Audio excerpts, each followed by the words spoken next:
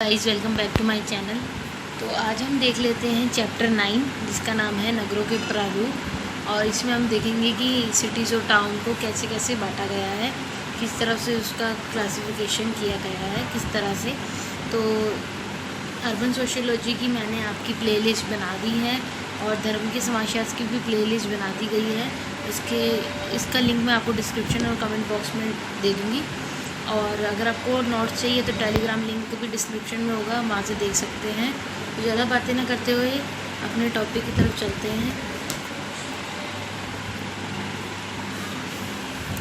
नगरों के प्रारूप, फॉर्म्स और टाइप्स ऑफ सिटीज़। तो नगर अभ्युदय और विकास, सिटी राइज एंड डेवलपमेंट। नगर का अभ्युदय कैसे हुआ? नगरों के विकास ने क्रांतिकारी परिवर्तनों को जन्म दिया। उन स्थानों पर अनेक कस्बों और नगरों का उदय हुआ जो उस समय के शासक और व्यापारियों का मुख्य केंद्र था। तो क्या कह रहे हैं कि उन स्थानों पर अनेक कस्बों और नगरों का उदय हुआ जहाँ पर क्या था, शासकों और व्यापारियों का मुख्य केंद्र था। ऐसी जगह जहाँ पर शासक और व्यापारी ज़्यादा रहते थे, वहाँ पर अनेक कस्बों और नगरों का जन्म हुआ था। कस्बों और नगरों के प्रकार। कस्बे और नगर विभिन्न प्रकार के थे, जैसे एक पूजा स्थल कस्बा, गैरसिंग कस्बा, बंदरगाह, राजनीतिक राजधानियाँ, प्रशासनिक कस्बा, रिजॉर्ट सेंटर, औद्योगिक नगर, व्यापारिक नगर, अन्य प्रकार के नगर। इनको कस्बों और नगरों के प्रकार ये सब थे, इनको इसमें बांटा गया था। तो आधुनिक भारतीय नगर सामान्यतः सुपरिभाषित सामाजिक ऐतिहासिक विकास प्रक्रिया से गुजर चुके हैं। यद्यपि नगरों के उद्गम में अनुमान की बहुत ही अधिक गुंजाइश है। औपनिवेशिक काल में नगरीय केंद्रों का प्रयोग अनेक कच्चे मालों के पूर्तिकर्ता और विदेशी उत्पादों के उपभोक्ताओं के रूप में किया गया था। तो कह रहे कि आधुनिक भारतीय नगर जो था उसमें सामाजिक ऐतिहासिक विकास प्रक्रिया से गुजर चुके थे। वो ऐतिहासिक प्रक्रिया में क्या था कि नगरों का उद्गम जो है औपनिवेशिक काल में नगरीय केंद्रों का प्रयोग इसलिए किया जाता था, अनेक कच्चे मालों की पूर्तिकर्ता के लिए किया जाता था कि नगर वहाँ पे कच्चे माल की आपूर्ति वहाँ पर नगरों में होती थी, इसके लिए उसका प्रयोग किया जाता था। तो ये नगर का अभ्युदय और विकास है कि नगर का विकास कैसे हुआ, कैसे और नगरों के क्या क्या प्रकार थे। अब वो देख रहे हैं कि विकास भी हो तो विकास के कारण क्या थे, रीज़न फॉर डेवलपमेंट। तो पहले राजनीतिक कारण थे कि व्यापार की स्वतंत्रता को प्रोत्साहन देने के लिए विधान, इसके पॉलिटिकल रीजंस थे, क्या थे कि व्यापार को बढ़ाने के लिए। दूसरा, प्रवास की स्वतंत्रता को प्रोत्साहन देने वाला विधान कि प्रवास जो है लोग इधर से उधर जा सके, उसके लिए भी नगरों का विकास किया जा रहा था। ठीक है, 2 पॉइंट ये है। थर्ड, नागरिक केंद्रों में स्थित अपने व्यक्तियों की सहायता हेतु केंद्रीकृत प्रशासन। जो नागरिक जो रहते हैं केंद्रों में, उनके लिए उनको सभी सहायता मिल सके व्यक्तियों को, उसके लिए भी बनाया गया। और भूमि पट्टा अवधि के स्वतंत्र स्वरूपों को नगरों में राजनीतिक रूप में संरक्षण भी दिया गया। तो क्या अब इसके सामाजिक कारण भी थे, क्या थे सोशल रीजन? शिक्षा थे, शिक्षा के लिए विकास जरूरी था। मनोविनोद, जीवन यापन का उच्च स्तर के लिए, नगरीय परिवेश की आदत के लिए और नगरीय जीवन के मूल्यों के ज्ञान का प्रचार और प्रसार करने के लिए। तो ये इसके कुछ सामाजिक कारण भी थे। तो भारत में नगरों का अभ्युदय कब हुआ? ईसा पूर्व 3री शताब्दी में भारत में प्रथम संभावित नगरीय सभ्यता का अभ्युदय सिंधु घाटी में हुआ। पहले भी आपने अगर जो वीडियोस देखी होंगी पहले की, तो उसमें मैंने आपको बताया था कि इसका अभ्युदय सिंधु घाटी की सभ्यता से देखा जाता है। वहाँ से नगर बनने शुरू हो गए थे और मोहनजोदाड़ो और हड़प्पा की उनमें सर्वाधिक पूर्ण रूप से नगरीय थे। और मोहनजोदाड़ो और हड़प्पा सभ्यता में भी नगर पाए जाते थे। तो गार्डन के अनुसार मोहनजोदाड़ो की सभ्यता का उदय कब हुआ था? गार्डन के अनुसार देखें तो मोहनजोदाड़ो की सभ्यता का उदय 2600 ईसा पूर्व हुआ था, 2600 ईसा पूर्व हुआ था। तत्पश्चात आर्यन नगरीय सभ्यता का प्रारंभ 600 ईसा पूर्व में हुआ था। तो आर्यन का कब हुआ? 600 ईसा पूर्व में। महाभारत के समय से ही भारत में अनेक नगर थे। जब महाभारत हुई थी तब ही देखा जाता है कि इसमें अनेक नगर थे, जिसमें जैसे वहाँ पे हस्तिनापुर, इंद्रप्रस्थ, मथुरा, काशी और कौशाम्बी, ये सारे जो है नगरों के नाम थे जो कि भारत में प्राचीन काल में हुए थे। मध्यकाल में क्या हुआ? मुगल काल में नगरीकरण उत्तर से दक्षिण, पूर्व से पश्चिम दिशाओं में विस्तृत होता रहा। अभी हम इसके बारे में आगे पढ़ेंगे डिटेल में। औपनिवेशिक काल के दौरान काल में नगरीय वृद्धि प्रथम विश्व युद्ध के बाद हुई थी। तो औपनिवेशिक काल में जो नगर की वृद्धि हुई कब हुई? जब प्रथम विश्व युद्ध हो गया हमारा, उसके बाद हुई। निम्न 3 प्रमुख पोर्ट नगर उसी अवधि में बने थे, इनका विकास तभी हुआ था। ठीक है, जैसे कौन कौन से पोर्ट नगर थे हमारे? कलकत्ता, मुंबई और मद्रास। तो इन सबका कब हुआ था विकास? औपनिवेशिक काल में। ठीक है, तो ये हमने देख लिया ये सारा। पीछे से देखे तो अभी नगरों का अभ्युदय देख लिया, राजनीतिक कारण देख लिया, सामाजिक कारण देख लिया, नगरों का वर्गीकरण देख लेते हैं, क्लासिफिकेशन ऑफ सिटीज़। ठीक है, तो क्या कह रहे हैं, नगर का कोई एक अन्य वर्गीकरण नहीं है। तो अब अगर आप देखोगे इसमें से कि आपने एक चीज़ में नगरों को बांट दिया, नहीं, अलग अलग विचारकों के अनुसार उन्होंने अलग अलग चीज़ों में उनको नगरों को अलग अलग चीज़ों में बांटा है। तो हमें इसको डिटेल में देखना है। ठीक है, तो नगर का कोई एक वर्गीकरण नहीं है जिसे अनन्य कहा, जिसके इसके अतिरिक्त एक ही नगर में अनेक प्रकार की विशेषताएं भी पाई जाती है। अनेक नगर एक से अधिक श्रेणियों में सटीक बैठते हैं। इस प्रकार किसी भी नगर का वर्गीकरण करते समय हमें यह देखना होगा कि नगरों का वर्गीकरण नगर के सबसे बुनियादी या सर्वाधिक महत्वपूर्ण और आवश्यक पहलू पर ध्यान किया गया है। तो कभी भी हमें अगर नगर का देखना है कि वर्गीकरण कैसे हुआ, तो उसके लिए हमें देखना पड़ेगा कि नगर के सबसे बुनियादी और सर्वाधिक महत्वपूर्ण आवश्यक पहलू के आधार पर ही उसको किया जाता है कि जिस चीज़ की ज़्यादा आवश्यकता होती हो उस आवश्यकता के पहलू पर ही अधिक नगरों का वर्गीकरण किया जाता है। कुछ व्यापक मानदंड के आधार पर नाइल पी जिस्ट और L.A. हेल्बर्ट ने नगरों का वर्गीकरण किया है। अब किसने किया, ये दो विचारकों ने, नाइल पी जिस्ट और L.A. हेल्बर्ट। तो आप इसमें परेशान मत होना कि नगरों का वर्गीकरण इतना सारा, क्योंकि अभी आप यहाँ पर पढ़ रहे हो उसके विचारक के अनुसार ये बताया इन्होंने, आगे किसी और विचार के अनुसार ये बताया होगा। उसके बाद जनगणना के अनुसार आता है कस्बों का नगरीकरण भारत में। तो वो ये सारा टॉपिक्स इंपॉर्टेंट है, आपको पता है मैं इंपॉर्टेंट टॉपिक्स ही इसमें कवर करा रही हूँ। ठीक है, MSO E4 के नगरीय समाजशास्त्र के अर्बन सोशियोलॉजी की सीरीज़ चल रही है हमारी। तो चैनल को सब्सक्राइब कीजिए, वीडियोज़ को लाइक शेयर जरूर कीजिए आप, ताकि आपके दोस्तों तक पहुँच सके, उनका भी सिलेबस कवर हो सके।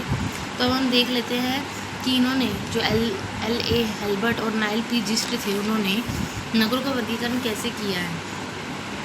उत्पादन केंद्र में पहला उन्होंने डाला उत्पादन केंद्र, प्रोडक्शन सेंटर। भारत में वृत्त, नगर, औद्योगिक और उत्पादन केंद्र भी है। उत्पादन के दो प्रकार हैं, प्राथमिक उत्पादन केंद्र और द्वितीयक उत्पादन केंद्र। तो उन्होंने उत्पादन केंद्र को, जहाँ पर प्रोडक्शन होता है चीज़ों का, उसको दो में बांटा है, एक तो प्राथमिक में और एक द्वितीयक में। जो प्राथमिक उत्पादन केंद्र है वहाँ वे हैं जहाँ से उद्योगों के लिए प्राथमिक उत्पादन मिलते हैं।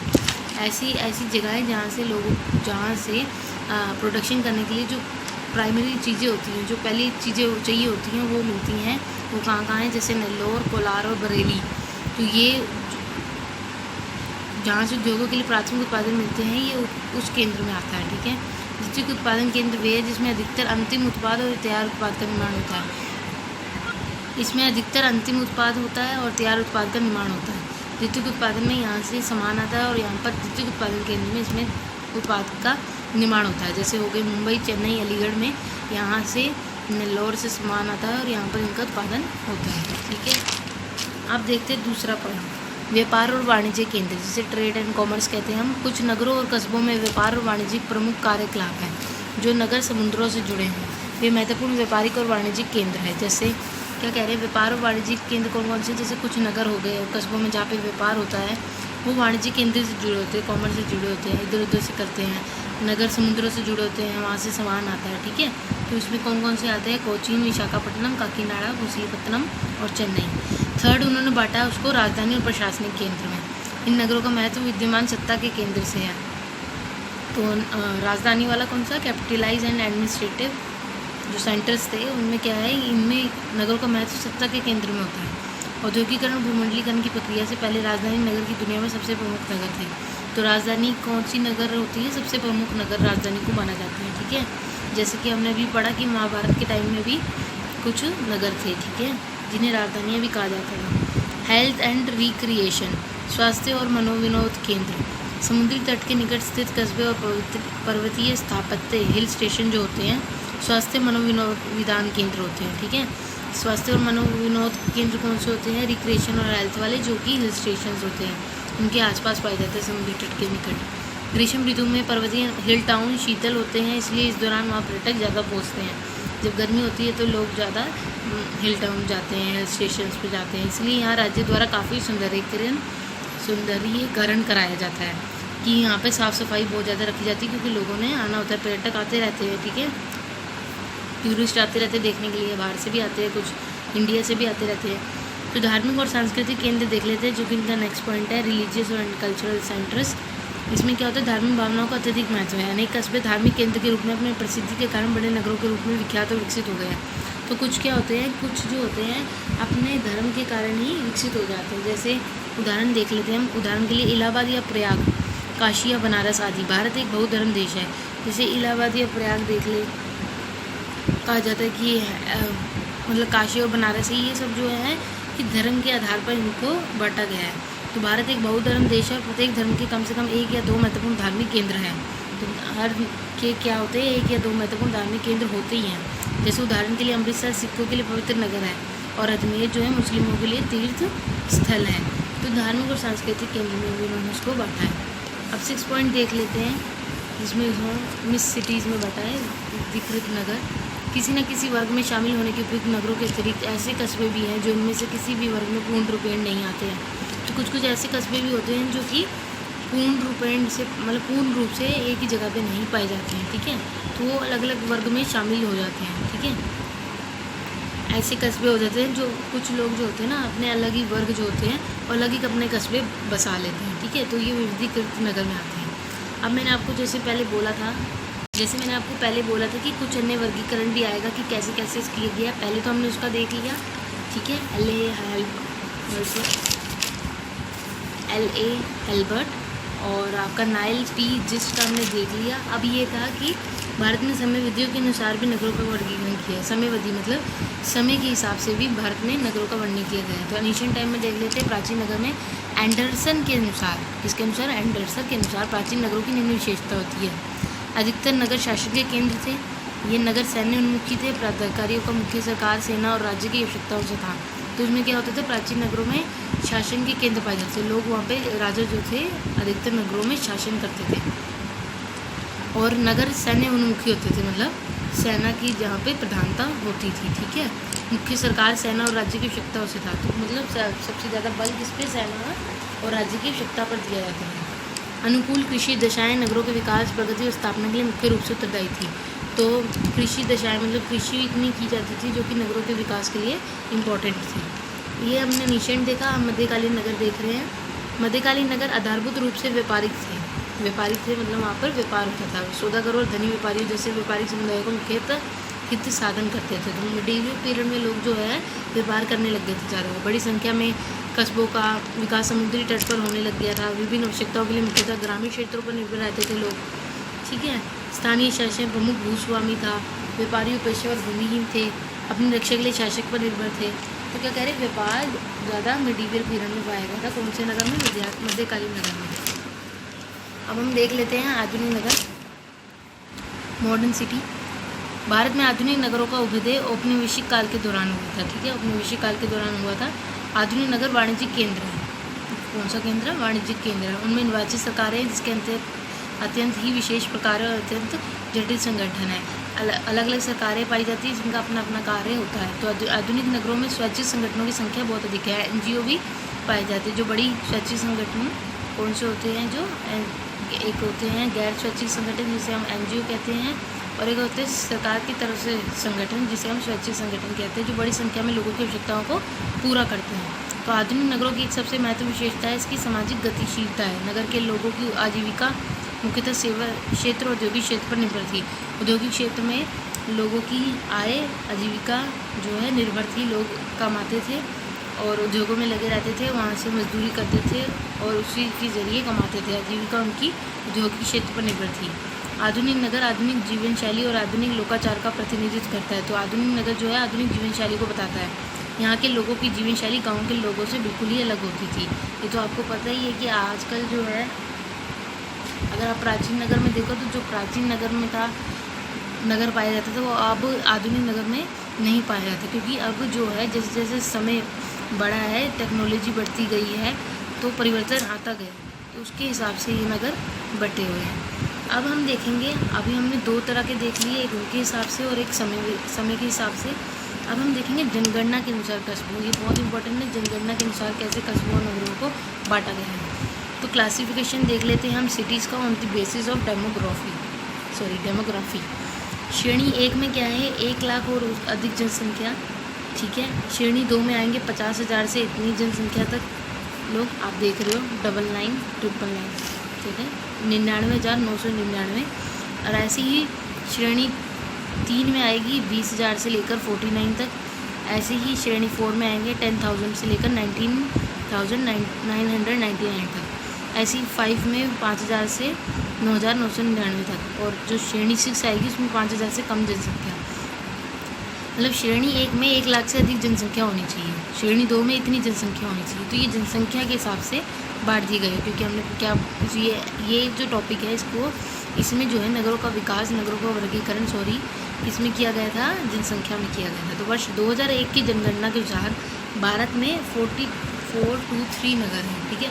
2001 की जनगणना के अनुसार अगर देखें तो 423 नगर है और भारत में 498 कस्बे और नगरीय स्थान है, जबकि जनसंख्या आबादी 50,000 से 99, यानी कि इतने मध्य है, मतलब श्रेणी 2 में आते हैं वो, ठीक है, श्रेणी 2 में। तो 1560 कस्बों की संख्या इतने में आती है। कुछ इतने भी कस्बे हैं जो कि कम है, मतलब श्रेणी 4 में आते हैं। तो ये क्या कह रहे हैं, श्रेणियों में कैसे बांटा हुआ है। तो नगर जिनकी जनसंख्या 1 से 5 मिलियन के मध्य होती है, ऐसे नगर जिनकी जनसंख्या 1 से 5 मिलियन के अंदर होती है वो महानगर कहलाते हैं। आपको पता है मैंने वीडियो बनाई है नगर किसे कहते हैं, महानगर किसे कहते हैं, उनकी डेफिनेशंस और नगरीय समाजशास्त्र क्या है, सबकी वीडियोस बन चुकी है, ठीक है। तो मैं आपको प्लेलिस्ट कमेंट बॉक्स में या डिस्क्रिप्शन में दोनों में डाल दूँगी, ठीक है। इन मेट्रोपॉलिटन नगरों में से अधिकतर की नगरीय समुच्चय भी कहते हैं। बृहत मुंबई सबसे बड़ा नगरीय समुच्चय जिसकी जनसंख्या 16.4 मिलियन है। तो सबसे बड़ा मुंबई जो है वहाँ की जनसंख्या बहुत ज़्यादा है, जो कि 16.4 मिलियन है, और इसलिए उसे महानगर भी कहा जाता है। तो अब नगरों के प्रकारों की ऐतिहासिक रूपरेखा भी देख लेते हैं एक बार, हिस्टोरिकल आउटलाइंस। सर्वप्रथम नगर का विकास नवपाषाण काल की कृषि क्रांति के एकदम बाद हुआ। सर्वप्रथम इन नगरों की विशाल जनसंख्या की खाद्य आवश्यकता को पूरा करने के लिए खाद्यान्न अधिशेष होना चाहिए। प्रारंभिक नगरों की महत्वपूर्ण विशेषता थी कि वे सत्ता के स्थान थे। ये अभी हमें पीछे ही पढ़ा है कि जो पुराना नगर था उसमें क्या था, कृषि पे ज़्यादा बल दिया गया था, और जो प्रारंभिक नगर थे वो सत्ता के स्थान थे, ठीक है। पॉल विटली ने प्रारंभिक नगरीकरण के 7 क्षेत्रों की पहचान की। उन्होंने 7 क्षेत्र बताए जहाँ पे प्रारंभिक नगरीकरण पाया जाता है। मेसोपोटामिया, सिंधु घाटी, नील नदी की घाटी, चीन मैदान, मेसोअमेरिका, मध्य एंडीज, दक्षिण पश्चिम नाइजीरिया। प्रारंभिक नगरीकरण का अर्थ है कि नगरीकरण इन क्षेत्रों से जिनका उदय आंतरिक शक्तियों से हुआ, ना कि द्वितीयक शक्तियों से। तो प्रारंभिक नगरीकरण का मतलब ये है कि जहाँ पे सबसे पहले नगरीकरण पाया गया वो भी उनकी अपनी आंतरिक शक्तियों से, मतलब उन्होंने अपनी ज़रूरत के लिए नगरों का निर्माण किया, ठीक है, किसी द्वितीयक शक्तियों के लिए नहीं। तो ये थोड़ा नगरों की प्रकारों की ऐतिहासिक रूपरेखा, ठीक है। अब ये क्या है, अब उन्होंने नगरों जो प्रारंभिक ऐतिहासिक रूपरेखा था उसमें इनको बांटा हुआ है। पहला आ गया क्लासिक सिटी। यह नगर दुनिया के पहले वास्तविक नगर थे। अभी हमने नगर जनसंख्या का भी पढ़ लिया। अभी हमारा 4th पॉइंट है, किसी ने विचारकों ने इसको ऐतिहासिक रूपरेखा में भी बांटा है। तो उसमें पहले क्लासिकल नगर आएगा। यह नगर दुनिया के पहले वास्तविक नगर थे। ग्रीक नगर का उदय अंधकार युग में हुआ था, इतने से इतने युग में हुआ था, ठीक है। अंधकार युग की समाप्ति के पश्चात अनेक नगर राज्यों का उदय हुआ जिस पर निरंकुश शासकों का शासन था। तो ऐसे कई नगरों का विकास हुआ जहाँ पे शासकों का शासन था, राजा शासन करते थे। महिलाओं और दासों को मताधिकार प्राप्त नहीं था। संस्थापित अवधि के दौरान नगरों का निर्माण पर्वतों नगर दुर्गों में हुआ था। तो सबसे पहले जब नगर का निर्माण किया गया था तो उनको नगर दुर्गों में का भी निर्माण किया गया था, जो कि ऊंचे ऊंचे पर्वतों में दुर्ग पाए जाते थे। ये वे नगर थे जिन पर बाद में समय की आवश्यकता तथा लोगों की आवश्यकता के अनुसार विभिन्न नगरों का निर्माण हुआ। ये वो नगर थे जहाँ पर बाद में लोगों की आवश्यकता के अनुसार अलग अलग नगरों का निर्माण हुआ, ठीक है। दूसरा हमारा आता है इसमें व्यापारिक नगर, मर्चेंट सिटी जिसे कहते हैं। मर्चेंट सिटी अर्थात सौदागरों का नगर, ठीक है। व्यापारिक नगर नाम से पता लग रहा है जहाँ पे व्यापार होता है। जिन्होंने यूरोप को सामंतवादी समाज से नगरीय समाज में परिणत कर दिया था। सामंतवादी समाज के लोग जमीन पर काम करते थे तथा कृषि उनका पेशा था। जो सामंतवादी समाज के लोग थे वो क्या करते थे, जमीन पर करते थे, उनका पेशा क्या था, कृषि करना।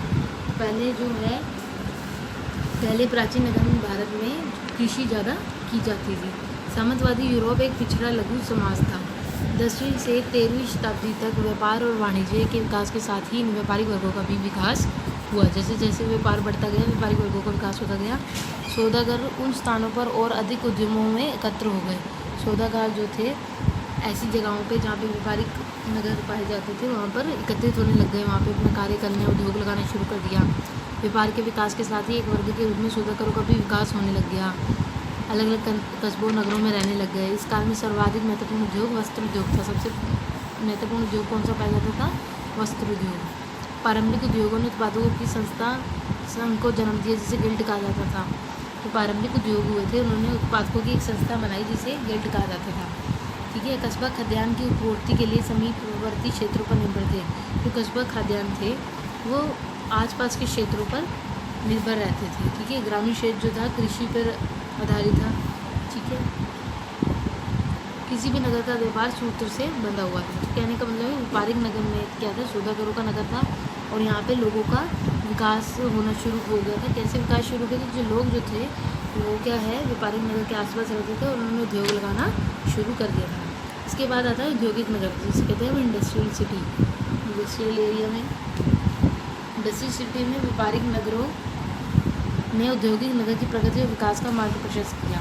व्यापारिक नगर में जब उद्योग इतने बढ़ने लगे तो वहाँ पे एक औद्योगिक नगर स्थापित हो गया और इस अवधि के दौरान कारखानों का उत्पादन होने लग गया, महत्वपूर्ण विकास होने लग गया। औद्योगिक नगर मर्चेंट नगरों से भी भिन्न था, लेकिन ये भिन्नता थी कि कारखानों से उत्पादन का आरंभ हुआ था। तो इसमें क्या था, ये इससे व्यापारिक नगर से अलग था, लेकिन इसमें क्या था, जो ये था कारखानों का उत्पादन आरंभ होने लग गया था। उसमें उद्योगों की मांग बढ़ने लगी थी व्यापारिक नगर में। उसके बाद औद्योगिक नगर बनने लग गए। उद्योगों की मांग अत्यधिक बढ़ने लग गई तो औद्योगिक नगरों का स्थापना की गई। कारखानों की स्थापना ऊर्जा के स्रोतों के निकट की गई। ऐसी जगह पे गई, ऊर्जा के स्रोत के पास की गई, बिजली के पास, क्योंकि आपको पता है कि बिजली के आसपास की जाएगी अगर, ठीक है, तो कितना आसान हो जाएगा कारखानों को चलाना, क्योंकि अब कारखाने चलाएंगे बिजली के आसपास ही, बिजली से चलेंगे, तो इसलिए ऊर्जा के स्रोतों के निकट होती थी। कारखानों से उत्पादन की इस प्रक्रिया में अनेक नगरों का विकास हुआ। ब्रिटेन पहला देश था जहाँ औद्योगिक क्रांति हुई। तो ब्रिटेन पहला ऐसा देश था जहाँ पर औद्योगिक क्रांति हुई, तो इससे क्या हुआ, अनेक नगरों का विकास हुआ। औद्योगिक नगरों में एक केंद्रीय क्षेत्र होता था जिसमें कारखाने और रेलवे के यार्ड बने होते थे। औद्योगिक नगरों में भी एक ऐसी जगह बना दी जहाँ पे कारखाने और रेलवे के यार्ड बने होते थे। इस औद्योगिक और व्यापारिक केंद्रों के चारों ओर बहुसंख्यक मजदूरों के रहने के लिए घटिया आवासीय क्षेत्र होते थे। तो औद्योगिक नगर में ही लोग, आसपास जो मजदूर वहाँ काम करते थे वो वहीं रहते थे, तो उनके लिए वहाँ पर ही आवासीय क्षेत्र, जो कि घटिया इन्होंने बोला, जिसे कहते हैं स्लम टाइप या एक कमरे के आवासीय क्षेत्र वहाँ पर बने होते थे। इस प्रकार नगर और अधिक जनसंख्या वाले वहाँ पे लोग बहुत ज़्यादा जो है जनसंख्या बढ़ गई, क्योंकि अब सबको विकास चाहिए था, सब उद्योगों में लगकर अब पैसा कमाना चाहते थे। विकास की अवधि के दौरान इनमें सभी प्रकार की सामाजिक कुरीतियाँ भी उत्पन्न हो गई। जैसे जैसे विकास बढ़ता गया तो कुरीतियाँ भी बढ़ती गई। अब हम लास्ट देख लेते हैं पॉइंट, जिसे उत्तर औद्योगिक नगर कहते हैं। तो ये सारा चैप्टर नगरों के विकास पे था, ठीक है, नगरों के वर्गीकरण पे था कि कैसे कैसे विचारकों ने नगरों का वर्गीकरण किया। और आपको क्लियर समझ आ रहा होगा। उत्तर औद्योगिक नगर एक भावी निर्माण, प्री इंडस्ट्रियल सिटी। उन्नत देशों में दो प्रवृत्तियाँ जो नगर के भावी स्वरूप को प्रभावित कर सकती है। उन्नत देशों में प्रवृत्ति विनिर्माण का प्रतिस्थापन है, जो सूचना प्रसंस्करण का चरण है। दूसरी प्रवृत्ति दूर संचार से उन्नति है। तो पहले क्या कहते हैं, जो प्री इंडस्ट्रियल सिटीज़ आई उसमें क्या हुआ, पहले में हमें इन्होंने बताया कि कैसे कैसे लोग अपना जो है उद्योगों का विनिर्माण कर रहे हैं, कि कैसे उसको दोबारा निर्माण किया जा रहा है, उसको सूचनाओं से जोड़ा जा रहा है, मतलब टेक्नोलॉजी से जोड़ा जा रहा है। ऐसा दूसरी प्रवृत्ति दूर संचार से उसको जोड़ी जाती थी, दूर संचार से उसको जोड़ना जाने लग गया, ठीक है। तो वर्तमान में औद्योगिक घरानों को किसी विशेष नगर में ही अपना कार्यालय खोलने की आवश्यकता नहीं रह गई।